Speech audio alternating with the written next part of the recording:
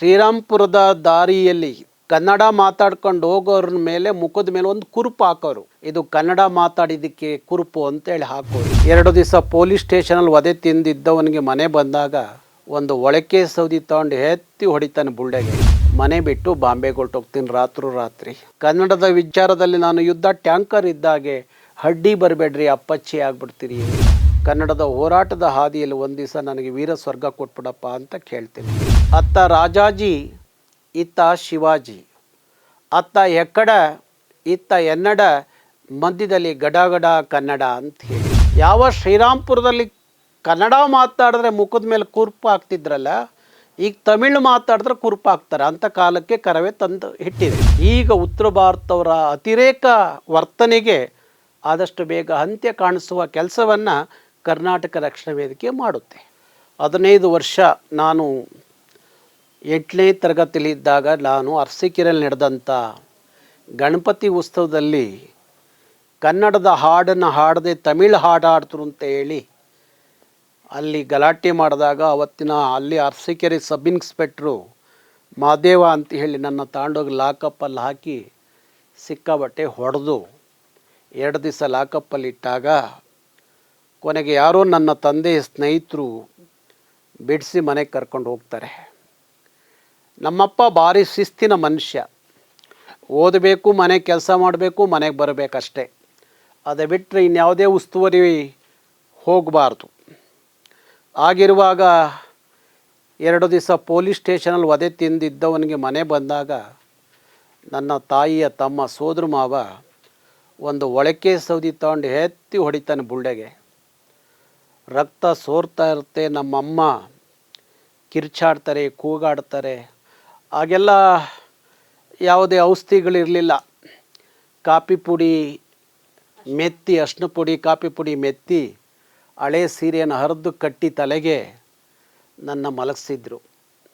ಮಧ್ಯರಾತ್ರಿ ಎಚ್ಚರಿಕೆ ಆಯಿತು.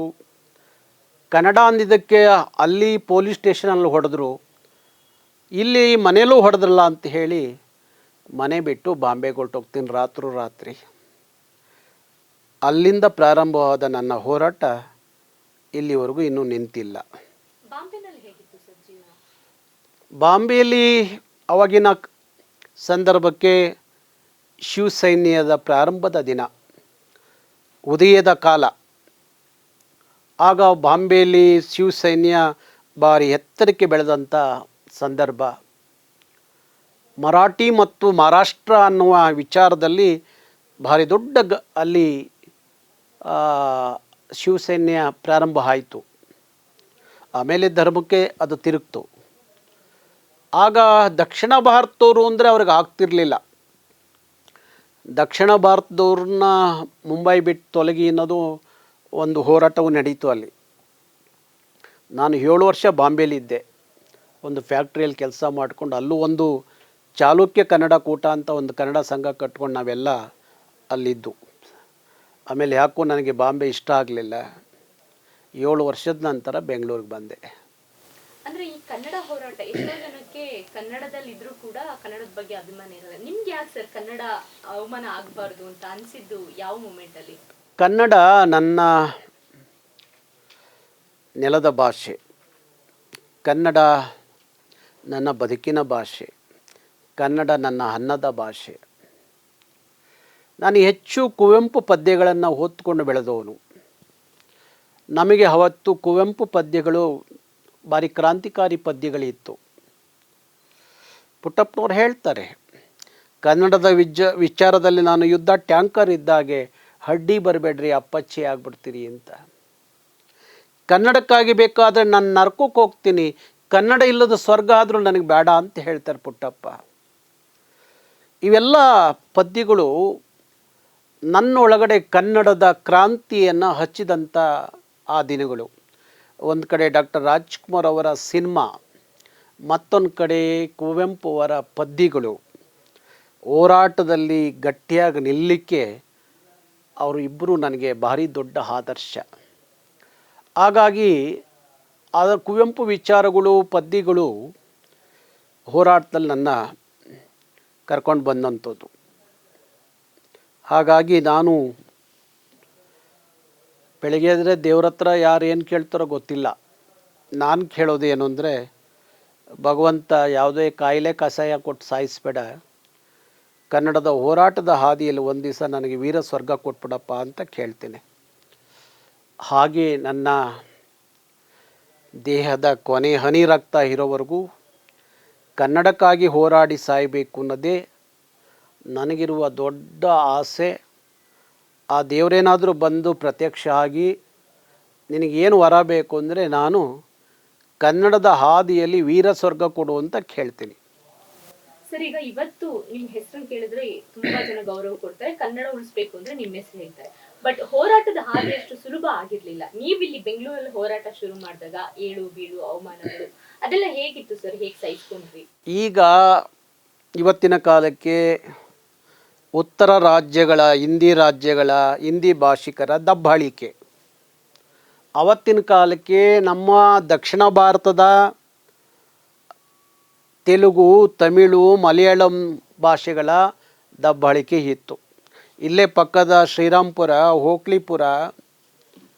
ಶ್ರೀರಾಂಪುರದ ದಾರಿಯಲ್ಲಿ, ದೇವಿ ಚಿತ್ರಮಂದಿರದ ದಾರಿಯಲ್ಲಿ ನಡೆದು ಹೋದರೆ ಕನ್ನಡ ಮಾತಾಡ್ಕೊಂಡು ಹೋಗೋರ ಮೇಲೆ ಮುಖದ ಮೇಲೆ ಒಂದು ಕುರುಪು ಹಾಕೋರು.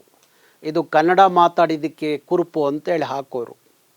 ಅಂಥದ್ದೊಂದು ಕಾಲ ಇತ್ತು.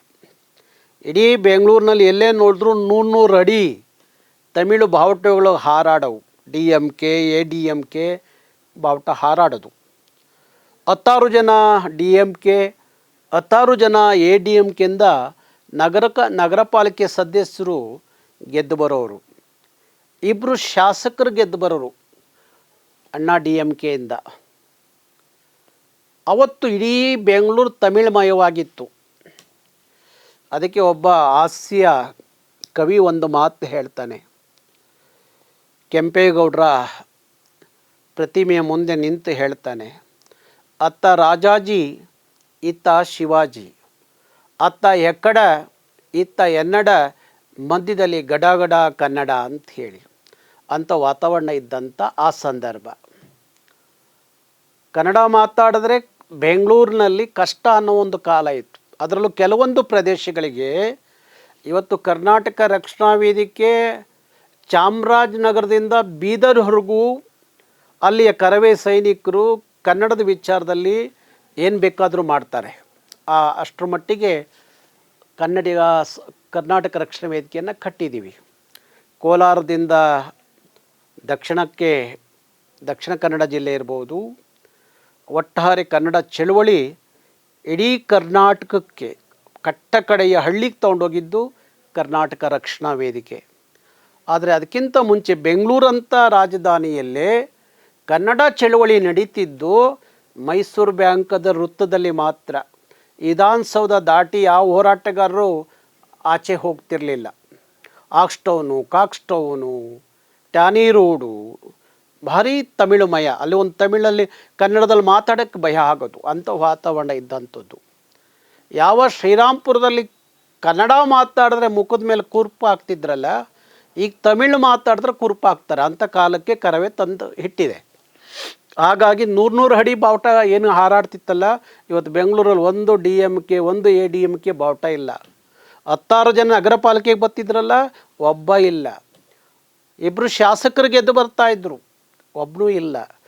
ಅದು ಒಂದು ಕಡೆ. ಇನ್ನೊಂದು ಕಡೆ ಬೆಳಗಾವಿಯಿಂದ ಸುಮಾರು 7 ಜನ MES ಮರಾಠಿ ಶಾಸಕರು ಗೆದ್ದು ಬರ್ತಿದ್ರು.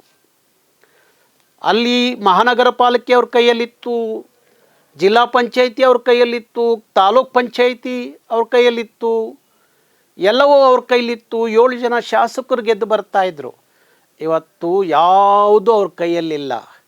25 ವರ್ಷ ಬೆಳಗಾವಿಯಲ್ಲಿ ಒಬ್ಬ ಕನ್ನಡದವ್ರು ಮೇಯರ್ ಆಗೋಕ್ಕಾಗಿರಲಿಲ್ಲ. 25 ವರ್ಷದ ನಂತರ ಒಬ್ಬ ಕನ್ನಡತಿ ನನ್ನ ಭಾಷಣ ಕೇಳಲಿಕ್ಕೆ ಬಂದಂಥ ಒಬ್ಬ ಹೆಣ್ಣು ಮಗಳನ್ನು 25 ವರ್ಷದ ನಂತರ ಪ್ರಶಾಂತ್ ಬುಡಿವಿ ಅಂತ ಒಬ್ಬ ಹೆಣ್ಣು ಮಗಳನ್ನು ಕರವೇ ಮೇಯರ್ ಮಾಡ್ತು. ಬೆಳಗಾವಿಯಲ್ಲಿ ಯಾವ ಕಿತ್ತೂರಾಣಿ ಚೆನ್ನಮ್ಮ ರಾಯಣ್ಣನ ಜನ್ಮಭೂಮಿ ಅಂತ ಕರೆಸ್ಕೊಳ್ಳೋ ಬೆಳಗಾವಿಯಲ್ಲಿ ಒಂದು ಕನ್ನಡ ಬಾವುಟ ಇಟ್ಕೊಂಡು ಓಡಾಡುವ ಕಾಲ ಕಷ್ಟಕರವಾಗಿತ್ತು. ಇವತ್ತು ಅದು ಯಾವುದೂ ಇಲ್ಲ. ಈಗ ಅಲ್ಲಿ 25 ವರ್ಷದ ನಂತರ ನಾವು ಕನ್ನಡದ ಮೇಯರ್ ಮಾಡೋದು, ಅನೇಕರು ಈಗ ಕನ್ನಡದವ್ರು ಮೇಯರ್ ಆದರು, ಜಿಲ್ಲಾ ಪಂಚಾಯತಿ ತಾಲೂಕ್ ಪಂಚಾಯತಿ ಎಲ್ಲ ಕನ್ನಡದವ್ರ ಕೈಲಿದೆ. 7 ಜನ ಶಾಸಕರು MESನವ್ರು ಗೆದ್ದು ಬರ್ತಿದ್ರಲ್ಲ, ಈಗ ಒಬ್ಬ ಇಲ್ಲ. ಹಾಗೆ ಎಲ್ಲ ತೊಳೆದು ಗುಡಿಸಿ ನೀಟ್ ಮಾಡಿ ಇಟ್ಟಿದ್ದೀವಿ. ಈಗ ಒಂದಷ್ಟು ಉತ್ತರ ಭಾರತೀಯ ಹಿಂದಿ ರಾಜ್ಯದಿಂದ ಬಂದವರ ಅಹಂಕಾರ ದರ್ಪ ಜಾಸ್ತಿ ಆಗಿದೆ.